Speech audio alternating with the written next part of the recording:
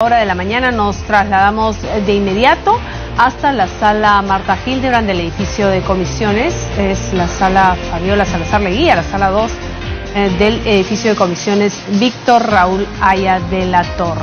Hay que aclarar que hay una mesa de trabajo en estos momentos sobre el malecón de la Costa Verde. Y también hay varias mesas de trabajo que se vienen llevando a cabo aquí en el Parlamento Nacional, como la elaboración de protocolo alternativo de procedimiento de acusaciones constitucionales, entre otras. Eso es lo que en estos momentos usted ve en sus pantallas, precisamente a cargo del congresista Gino Costa Santolaya.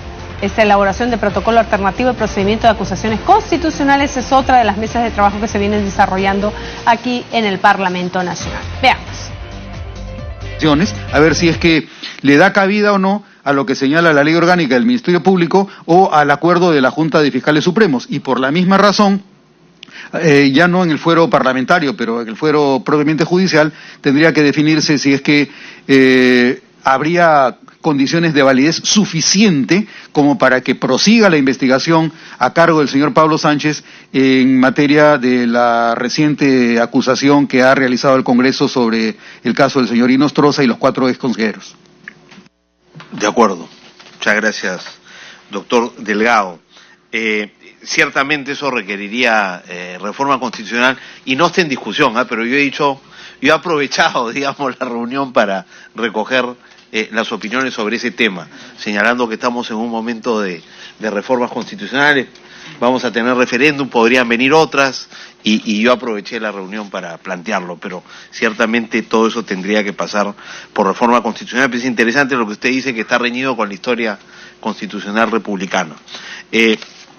Ahora bien, si me permiten regresar brevemente a la exposición hecha por el doctor Rojas, yo tenía ahí tres observaciones que hacer. La primera, que él señala que las normas 27.399 y 27.739 están vigentes porque no han sido expresamente derogadas. Entonces, sería interesante saber qué dice al respecto, digamos, la Constitución, y si es un tema así de ambiguo o si, digamos, eso podría quedar más claramente dilucidada. A mí como que no me convence mucho el criterio de que no ha sido expresamente derogada, pero hago la pregunta y introduzco este tema adicional al debate. Lo segundo es, él dice que dentro de las facultades que tiene la Fiscalía, de acuerdo a la 27.399, no está la de solicitar la prisión, la detención preliminar. La pregunta sería, ¿debería estarlo? Digamos, si en efecto la interpretación que usted hace, doctor, es que la norma esta, la 27.399, está vigente, deberíamos de modificarla a efectos de que se pudiera también incluir la privación de libertad. Si no se ha hecho, ¿por qué? Segundo tema que dejo planteado.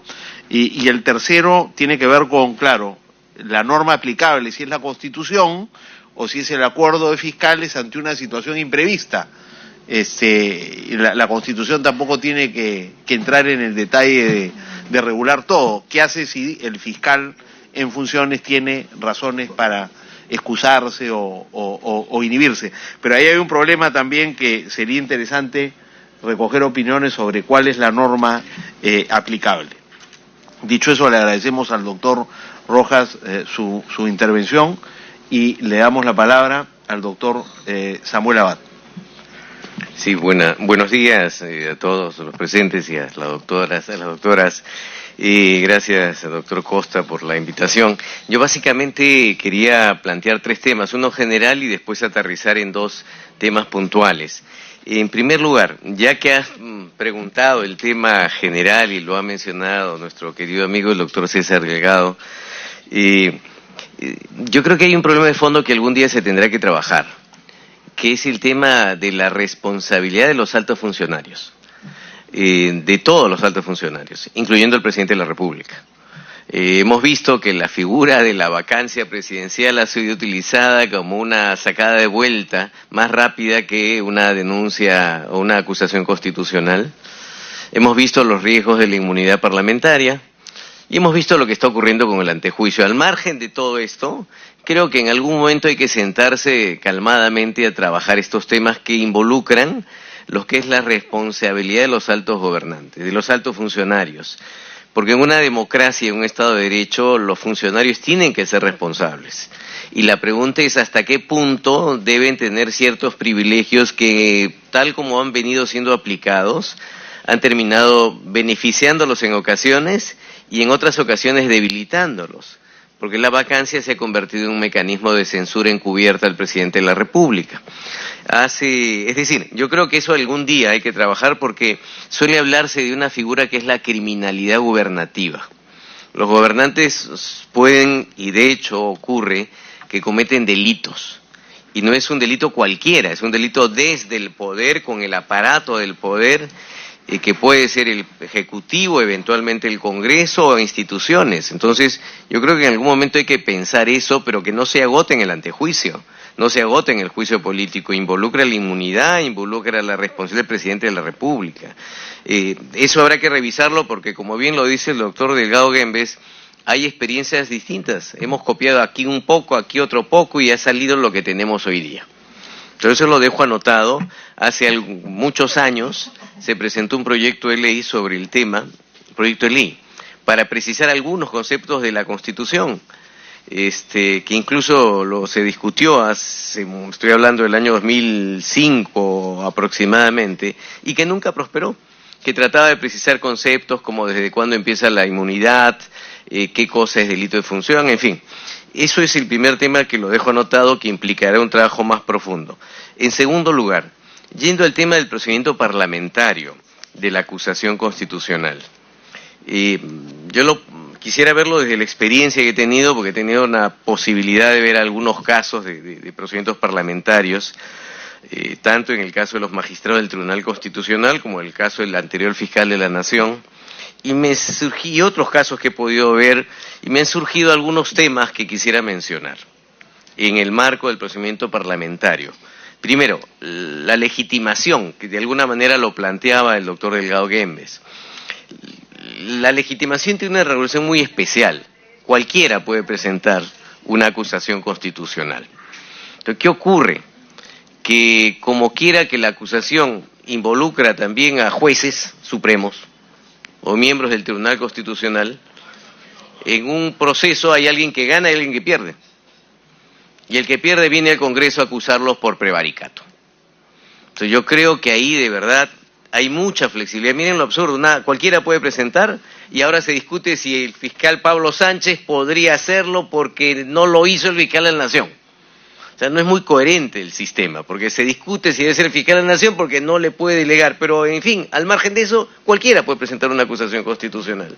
Entonces no es muy coherente el diseño que se tiene. Por ejemplo, yo no veo, creo que habría que desarrollar de mejor manera esta legitimación para que no sea utilizado el procedimiento de acusación constitucional como un mecanismo de instancia adicional para pedir, en el caso de decisiones judiciales, la revisión. Un segundo tema que veo es el tema de los plazos, que se han visto y donde se ha responsabilizado a personas que de verdad no son los responsables directos, ¿no? O sea, el tema de los plazos, ¿por qué?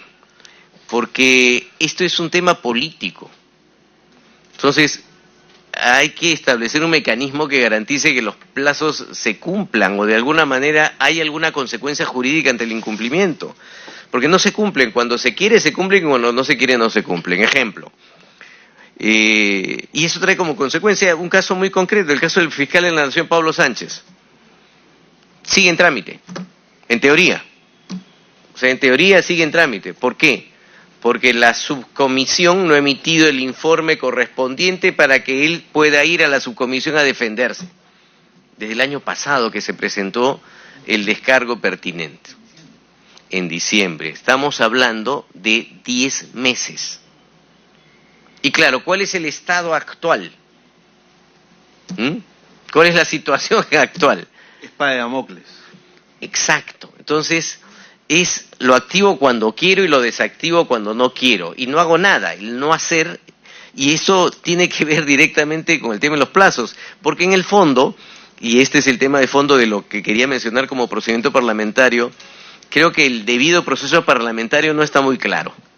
Tanto una legitimación tan amplia en algunos casos y en el fiscal muy reducida aparentemente. Tanto en los plazos que dependen del criterio discrecional de las instancias correspondientes. Tema de la imparcialidad, por ejemplo. ¿Cómo se puede pretender imparcialidad en un procedimiento parlamentario? Donde de verdad uno va a sustentar algo y ya el congresista te está acusando, eres un delincuente, y es el que va a votar. Entonces, ¿termina realmente habiendo alguna garantía de imparcialidad? Peor cuando el congresista está vinculado a alguna de las partes que denuncia, sin ser parte que denuncia. Entonces, en el caso de los magistrados del Tribunal Constitucional era muy obvio que se tenía clarísima la posición y se explicitaba, o sea, ni siquiera se aguardaba, sino se decía públicamente ahí. Entonces, ¿cómo garantizar la imparcialidad en un procedimiento parlamentario? ¿De verdad? ¿Cuál es la consecuencia de ver estos hechos? Si fuera un juicio, de verdad recuso ese juez, pues no puede ser juez. O sea, ese señor es parte ya involucrado, no podría votar. Se garantiza la imparcialidad cuando la comisión permanente no acusa. Pero eso no es suficiente. En el procedimiento también los que integran muestran su posición públicamente y ya cuando lo hacen no garantizan la imparcialidad. O por ejemplo, se citan pruebas, testigos. O sea, de verdad, en el caso de los magistrados del Tribunal Constitucional era muy peculiar, porque denunciaron a 4 y citaron como testigos a los otros integrantes del tribunal. Estás ahí presente. Entonces, ¿cómo los denunciados están frente a sus pares que están testificando frente a ellos? Y encima ni siquiera el abogado le puede preguntar. Hablan lo que estiman pertinente y no tienes derecho a preguntar. O sea, ¿cómo garantizas un debido proceso parlamentario? No hay forma. O por ejemplo, si en un momento se decide archivar el caso, ¿cuál es la consecuencia?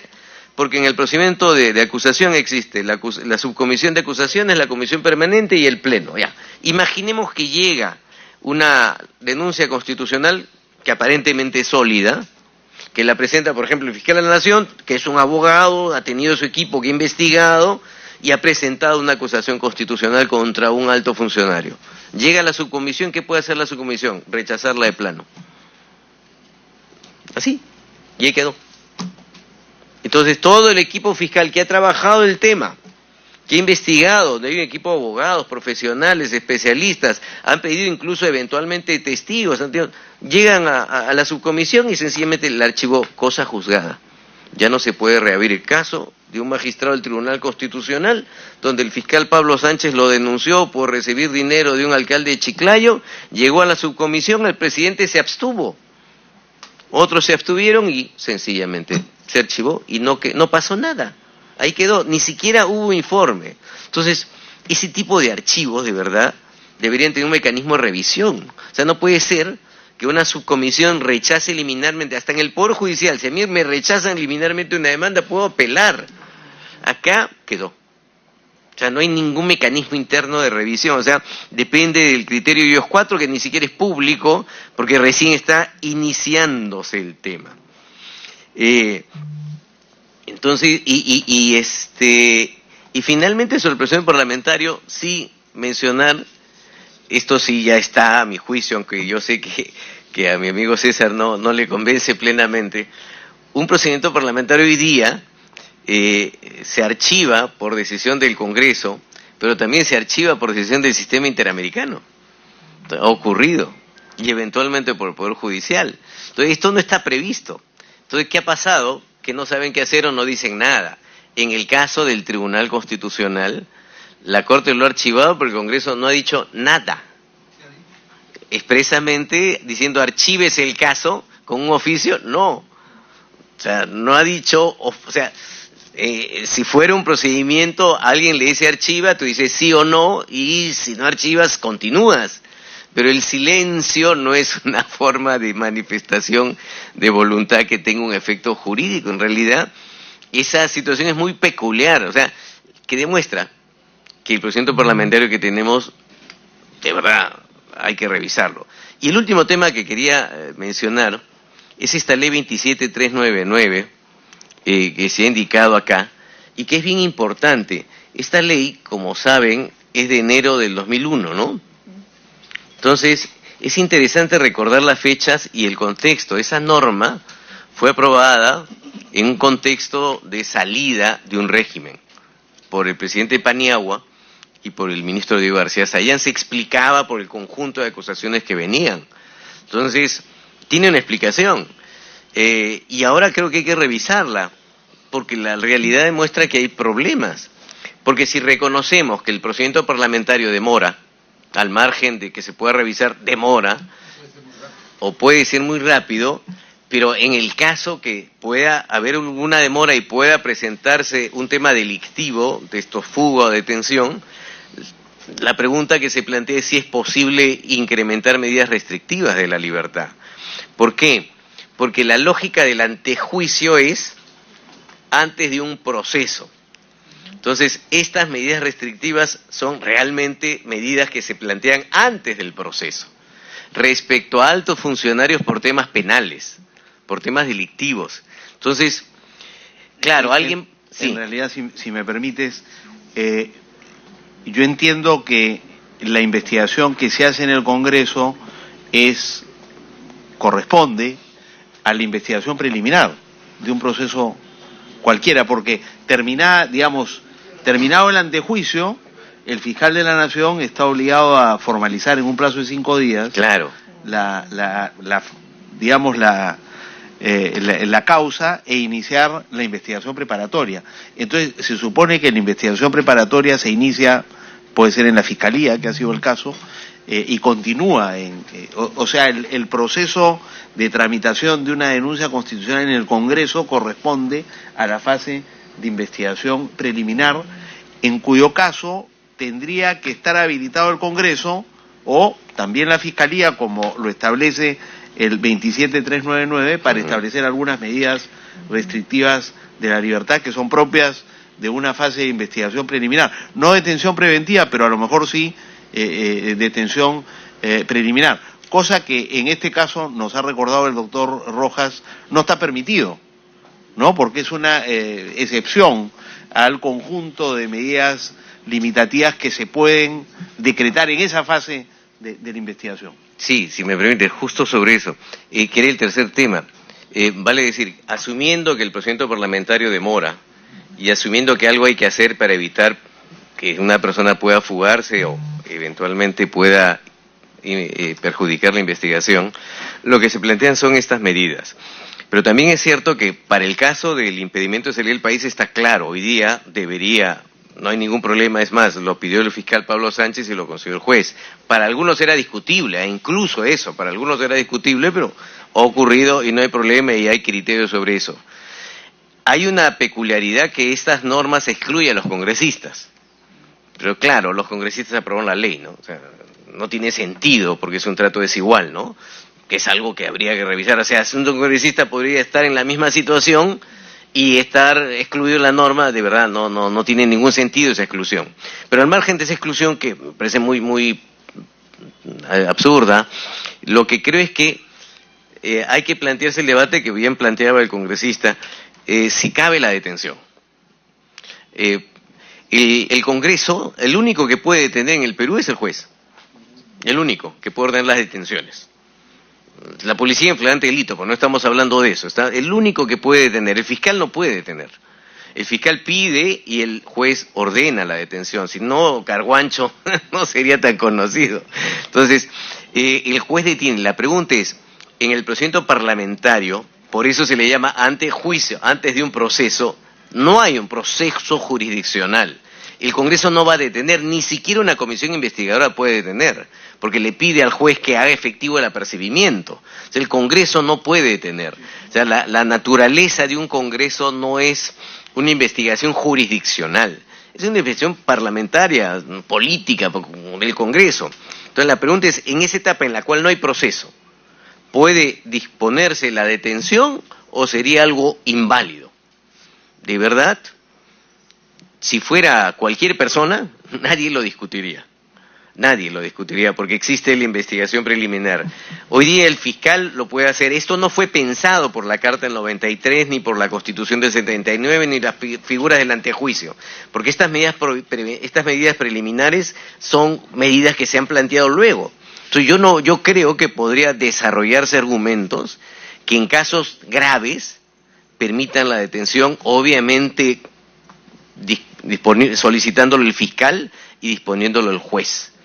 Pero había que sustentarlo para efectuar un test de ponderación para justificar, porque es claro que la realidad demuestra que un procedimiento de antejuicio no hay proceso y no va a haber. Entonces, ¿qué hacemos? En tanto exista, o nos quedamos cruzados de brazos o hacemos algo. Si ya se permite el impedimento de salir del país, ¿por qué no permitir en casos justificados? Porque la regla no es la detención, eso es obvio.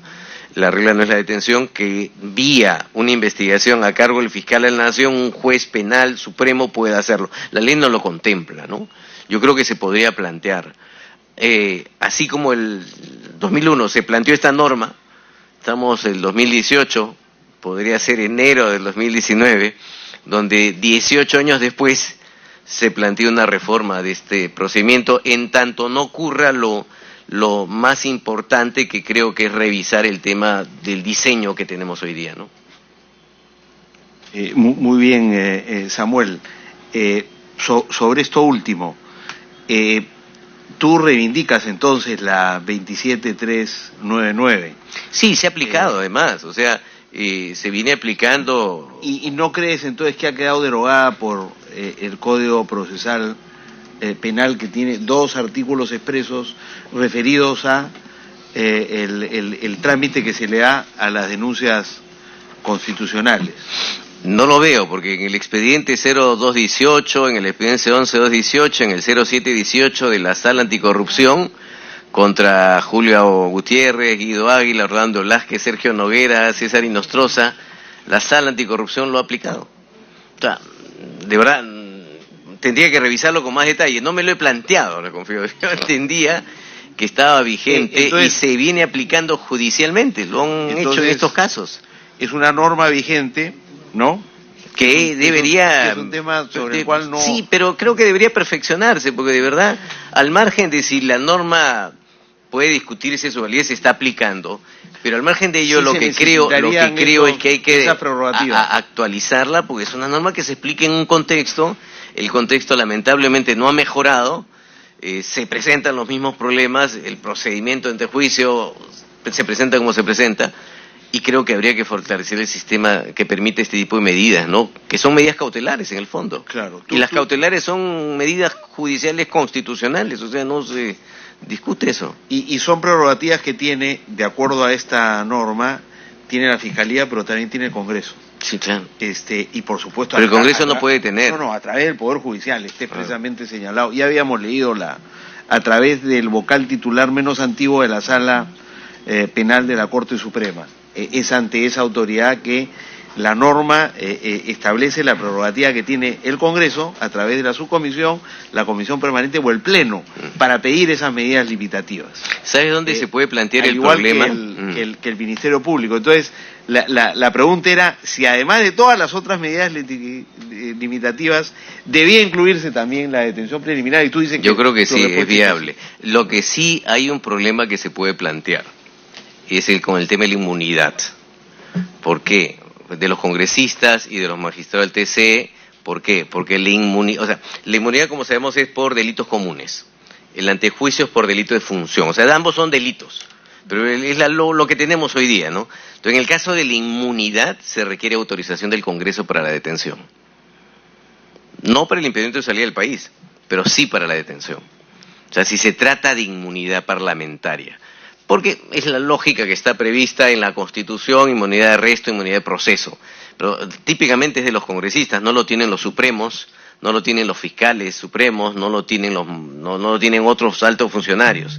Esa es la única peculiaridad en cuanto a la medida cautelar de detención, básicamente, que también es discutible, pero está en la Constitución. Ese sería el límite para los congresistas, pero que, ojo, es por inmunidad, que sería delito común. absurdo, ¿no? Por el diseño, porque si no fuera delito común, sí podrían detenerlo.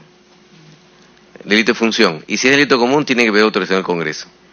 O sea, el diseño no es coherente. O sea, a ver, si pensamos en una medida restrictiva de la libertad preliminar para congresistas, si fuera por delito de función y se abre esta posibilidad, podrían.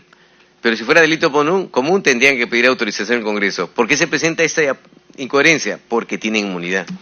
Cosa que no ocurre con Inostroza, por ejemplo. Cometa delito común o cometa delito de función, igual.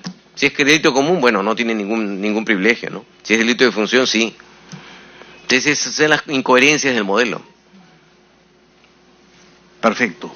Muchas gracias, Samuel. ¿Perdón? El doctor Gilmer Andía, entiendo que ha pedido la palabra. Gilmer, adelante.